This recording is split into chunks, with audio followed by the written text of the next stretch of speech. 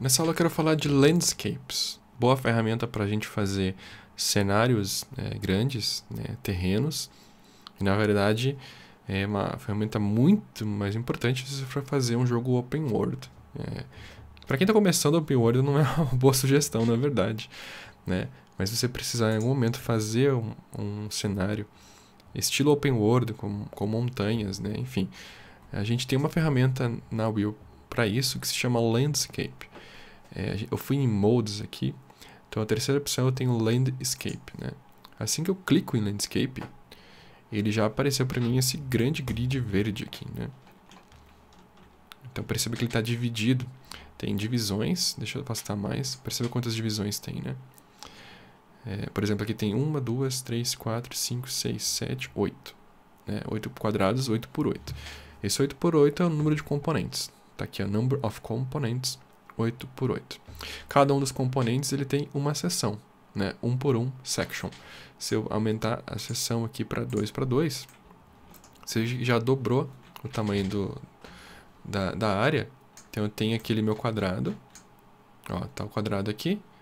E aí tá dividido, né? Porque agora a gente tá com 2 por 2 seções, tá? E aí eu posso decidir o número de quadradinhos.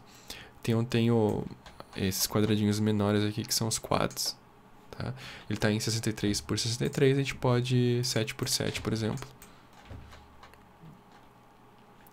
E agora, se a gente contar aqui nesse quadradinho, eu espero que dê pra ver no vídeo, a gente vai contar aqui que tem 14 quadradinhos, porque a gente está com 2 seções.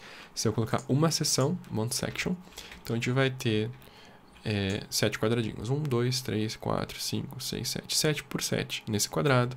E aí, quantos quadradinhos a gente tem? Enfim, vai fazendo a conta, né, multiplicando as coisas. Você pode alterar os valores aqui. Uma boa prática, segundo a documentação da Unreal, você deixar o número de componentes o mais baixo possível, para questão de uma otimização. Mas isso vai depender, claro, do tamanho do teu ambiente. É difícil falar de otimização, né? Quanto que isso vai ocupar no teu jogo aí. Tudo tem que ser testado. Mas eu vou deixar aqui só pra gente começar a fazer um teste. O jeito que tava, 63 por 63. E número de componentes, 8. Assim que eu clicar em criar, ele vai criar um landscape, né? Uma área, um terreno aí. Ele criou esse terreno, né? E tem essas manchas todas aqui, tá meio estranho porque a luz precisa ser reconstruída. A gente não vai se preocupar com isso agora. Assim que eu criei, então, ele abriu para mim a aba Sculpt, que é a segunda aba, que é a aba de esculpir, né? Veja como é que ficou pequenininho lá o meu cenário, né? Como tá a cadeira lá e a mesa, tá? O ícone mudou do meu mouse, então eu tenho esse círculo aqui, né? Que na verdade é um brush, como se fosse um pincel para pintar. Se você já mexeu, por exemplo, em Photoshop, você já tem mais noção do que isso seria, né? Então eu tô com o meu pincel aqui, o meu brush selecionado. Eu tô com Sculpt Tool, né? Se eu clicar aqui, tem várias opções. Eu tô com a primeira selecionada, Esculpir. Então assim que eu clicar, você percebe que ele aumenta, né? Ele começa a aumentar o cenário, criar um relevo para cima, né? No caso, como se fosse uma montanha. Pensa naqueles editores de SimCity, por exemplo, editores de jogos assim, que você vai criando no teu cenário. Então você tem essa opção e você tem alguns parâmetros para mudar. Por exemplo, Tool Strength, né, que é a força. Está em 0.3, se eu deixar 1, veja a diferença. Eu vou clicar, ele já aumentou muito mais, né? Quanto mais tempo deixar pressionado o clique do mouse, mais ele vai inserindo essa ferramenta. Então mais rápido e mais alto sobe esse terreno aí, tá? Então essa aqui é a força da ferramenta. Em Brush Size eu tenho o tamanho do pincel, tá em 2048, a gente pode deixar 512, por exemplo, ele diminui o tamanho do pincel. E eu posso aumentar para cima de 2048, deixar lá 5000, por exemplo. Então ficou bem maior, né?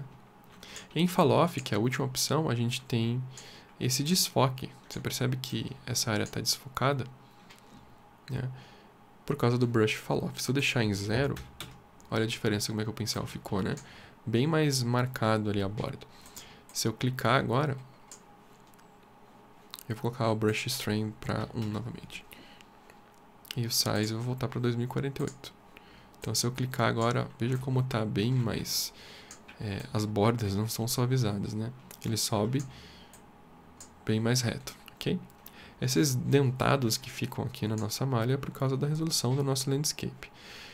Deixar o brush fell off normalmente é uma boa ideia, tá? Eu vou deixar ligado aqui 0.5. A gente pode mudar também, por exemplo, para 1. E aí fica bem mais desfocado o nosso brush, né? E bem mais suave as bordas ali, tá? Essa é a ferramenta do Sculpt Tool. A gente tem outras ferramentas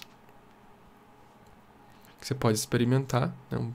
Muitas delas já estão bem explicadas aqui pelo nome.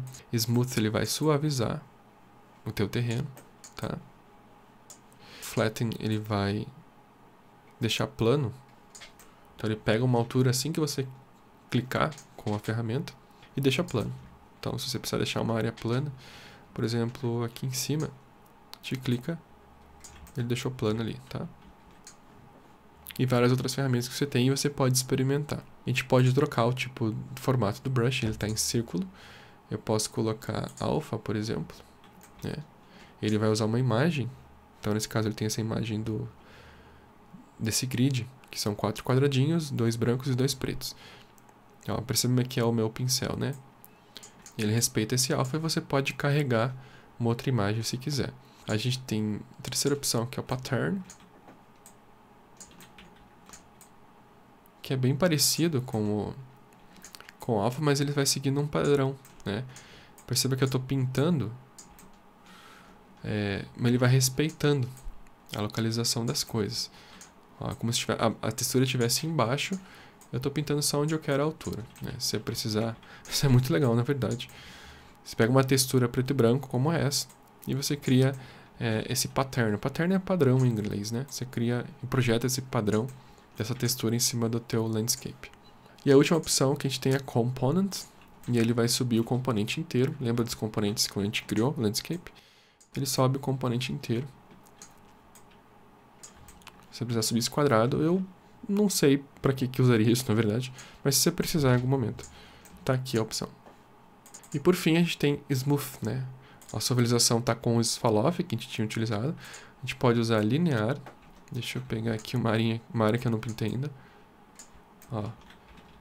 E aí começa a fazer um cone, porque agora é linear. O jeito que ele calcula é diferente da suavização, tá? Tem o esférico. A gente vai testar aqui como é que é diferente. Basicamente ele faz uma esfera. É só o modo dele suavizar as bordas é diferente. Então, sobe aqui uma esfera. Sobe uma esfera, né? Me lembra aqui fazer um cenário de neve com iglu, por exemplo, tá? E aí, a última opção, Tip. Deixa eu abrir aqui uma área que não tem. Aqui, ó, por exemplo. Então, ele quase que sobe um vértice, assim, né? É bem angular. Se você precisar isso em algum momento, então você tem essa opção. Então, existem alguns projetos na Unreal que você pode acessar um landscape que eles mesmos criaram. Aqui no Epic Games Launcher a gente tem Landscape Mountains, né? Pode criar esse projeto e dar uma analisada como é que eles fizeram o landscape. Ele está abrindo aqui a prévia da imagem. Ó, dá uma olhada lá nas montanhas, né? Isso aqui é um landscape. Perceba como pode ficar muito rico então o teu cenário. Se você precisar de um cenário com essa aparência, eu te sugiro que o melhor caminho, a melhor opção é utilizar a ferramenta do Landscape, ok? Na próxima aula eu vou mostrar como é que a gente faz para pintar esse landscape com textura. A gente percebe que tem grama aqui, né? Deixa eu voltar um pouquinho, deixa para frente. Né? Tem essa textura de rocha e tal. Então eu quero mostrar na próxima aula como a gente faz para pintar essa textura no landscape.